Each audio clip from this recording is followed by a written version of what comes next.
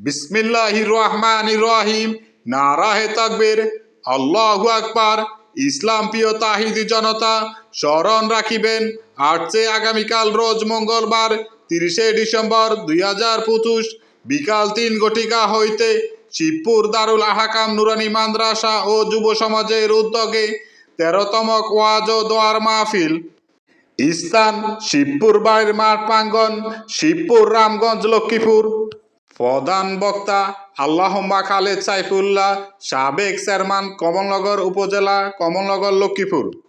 হযরত মাওলানা মুফতি নাজমুল সাকিব সাহেব, মুফতি ও মুহাদ্দিস, জামিয়া ওসমানিয়া মাদ্রাসা চাটখিল।